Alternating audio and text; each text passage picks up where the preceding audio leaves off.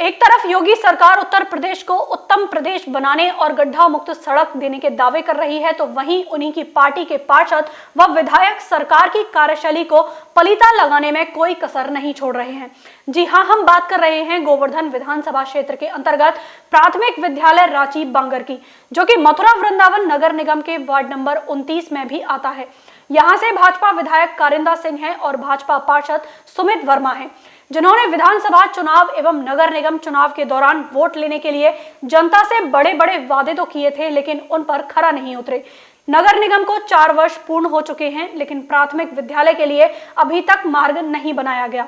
विद्यालय जाने वाला जो प्रमुख मार्ग था, उस मार्ग पर आसपास की कॉलोनियों का दूषित जल भरा हुआ है, जिसमें आए दिन स्कूली बच्चे फिसल जाते हैं और बीमारियों का भी खतरा बना रहता है। जब स्कूली बच्चों से पूछा गया तो उन्होंने बताया, एक तरफ योगी सरकार जहां यूपी के सर्वांगीण विकास की बात करती है, वहीं हम हैं यूपी के मथुरा जनपद के गोवर्धन विधानसभा क्षेत्र अंतर्गत मथुरा वृंदावन के वार्ड नंबर 29 में हम रांची बांगर में हैं। कुछ बच्चे हैं, हम अभी रात से गुजर रहे थे यहाँ होके, तो कुछ बच्चों को हमने देखा कि यहाँ ये इस जल भराव की स्थिति में होकर निकल रहे थे। जानेंगे इनसे। क्या नाम है तुम्हारा? रोहित कुंतल। रोहित, तुम यहाँ से अपने साथियों के साथ निकल रहे हो, स्कूल कहाँ से आ रहे हो? यहाँ क्या है, मेरे को निकलने में परेशानी हो रही थी कीचड़ में से। मतलब कहाँ स्कूल है तुम्हारा या क्या है? स्कूल है, वहाँ पे स्कूल है। कौन सा स्कूल है, क्या नाम? प्राथमिक विद्यालय रांची बांगर मथुरा। तो डेली यहीं से होके निकलते हो? डेली यहीं से होके निकलते हैं। तो काफी तुम्हारे जूते भी बिगड़ चुके हैं और कभी गिरते नहीं हो? कपड़े नहीं बिगड़ते हैं? कभी कभी गिर भी जाते हैं, कपड़े बिगड़ जाते हैं, मम्मी डांटती हैं। तो मैडम से या उनसे कहा, घर वालों से भी कहते हैं, लेकिन इसका समाधान अभी कुछ हुआ या नहीं हुआ? कुछ नहीं हुआ, अभी तो बहुत दिन हो गए।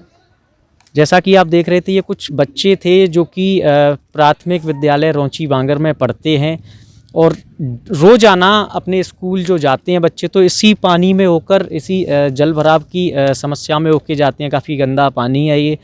एक तरफ जनपद में डेंगू जैसी बीमारियां भी फैल रही हैं, वहीं आप देख सकते हैं कितनी जल भराव की स्थितियां उत्पन्न हैं। आपको बता दें कि मथुरा वृंदावन नगर निगम को 4 वर्ष पूर्ण हो चुके हैं। 4 वर्ष में जीता जागता आपको ये उदाहरण देखने को मिलेगा।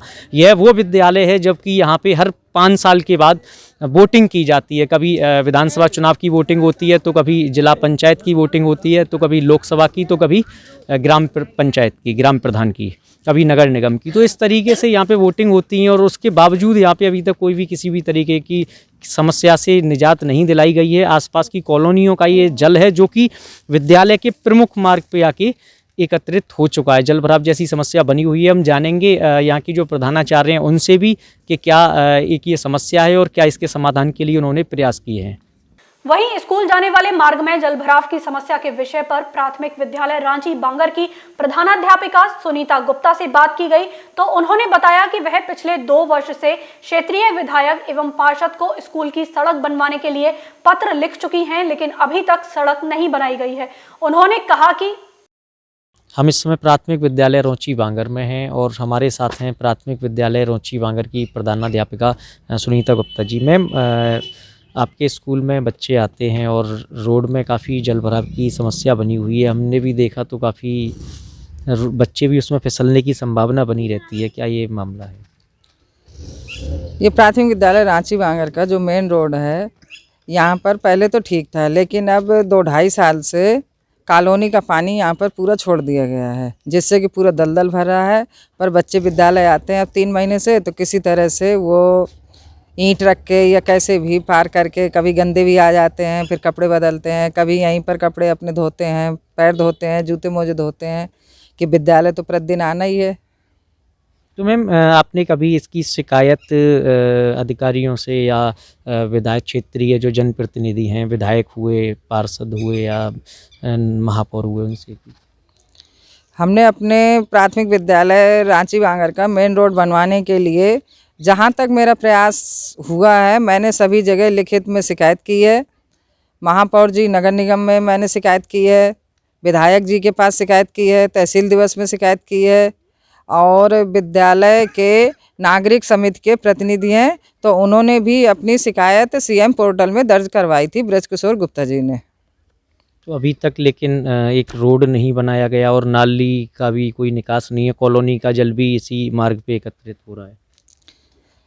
कोई भी दूसरा ना रोड बनाया गया, ना हमारे यहाँ कोई अभी तक आया है कि हम कोई इसमें प्रयास कर रहे हैं या आगे रोड बन जाएगा, कितने दिन बाद बनेगा।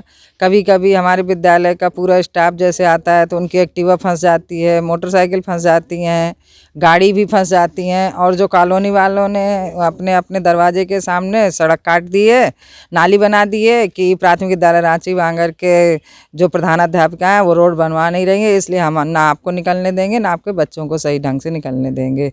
तो हमें बहुत दिक्कत होती है। फिर भी ये है कि विद्यालय तो आना ही है, कहीं ना कहीं से रास्ता ढूंढ करके स्टाफ भी आता है और बच्चे भी आते हैं। यानी कि आपको जो एक गंदगी है सड़क पे उसका भी सामना करना पड़ता है और कॉलोनी वासियों का भी सामना करना पड़ता है। कहीं ना कहीं वो अपनी जिम्मेदारी को जिन्होंने जो जनप्रतिनिधि चुने थे वो उनसे कहने के बजाय आप पे फोकस करते हैं। जितने भी कॉलोनी वाले हैं, हमने एक बार तो कई लोगों के साइन करवा करके भी शिकायत की थी और तहसील दिवस में भी लिखित में दे करके आए थे कि शायद इसका समाधान हो जाए, कुछ रोड बन जाए, पर इसकी कुछ भी अभी तक सुनवाई नहीं हुई है। और कॉलोनी वाले तो हमारे ऊपर डाल देते हैं कि प्रधान अध्यापिका हैं और आपके बच्चे आते हैं रोज़ पढ़ने, तो इतनी गंदगी से कैसे आएंगे, इसलिए आप ही प्रयास करो। जैसा कि आप देख रहे थे हमारे साथ थी प्राथमिक विद्यालय रोंची बांगर की प्रधानाध्यापिका। उन्होंने बताया कि सड़क जो है विद्यालय के लिए जो मार्ग है आने वाला उस पे बच्चे आते हैं, लेकिन रोज़ाना किसी ना किसी बच्चे कोई ना कोई फिसलने के चलते कपड़े भी गंदे होते हैं। काफ़ी मुसीबतों का सामना बच्चों को और विद्यालय आने वाले अध्यापकों को करना पड़ता है। लेकिन अगर क्षेत्रीय जनप्रतिनिधियों की बात कही जाए तो क्षेत्रीय विधायक ठाकुर कारिंदा सिंह हैं। गोवर्धन विधानसभा क्षेत्र अंतर्गत ये विद्यालय है और सबसे बड़ी बात उनके भी 5 वर्ष कार्यकाल को पूर्ण होने वाले हैं और नगर निगम को भी 4 वर्ष हो चुके हैं। वार्ड नंबर 29 में ये पड़ता है। सुमित वर्मा यहाँ के भाजपा पार्षद हैं। आज क्षेत्र के कॉलोनी के बासिंदों ने भी भाजपा पार्षद एवं ये विधायक के नाम की नारेबाजी की है, मुर्दाबाद के नारे भी लगाए थे। लेकिन कुंभकर्णी नींद से अभी जनप्रतिनिधि नहीं जाग पा रहे हैं। देखने वाली बात होगी कि कब जाकर वो अपनी कुंभकर्णी नींद से जागेंगे और कब जाकर इस जन समस्या का समाधान कराएंगे। विधायक कारिंदा सिंह व पार्षद सुमित वर्मा के खिलाफ नारेबाजी कर रहे कॉलोनी के बाशिंदों से बात की गई तो उन्होंने बताया कि यहां की जनता ने भाजपा के नाम पर झोली भर भर के वोट दिए थे, लेकिन जनप्रतिनिधियों ने आम जनमानस को हो रही जन समस्याओं का समाधान नहीं किया है। पिछले कई वर्षों से वह नारकीय जीवन जीने पर मजबूर हैं। उनकी कॉलोनी में सड़क व नाली नहीं बनाई गई है।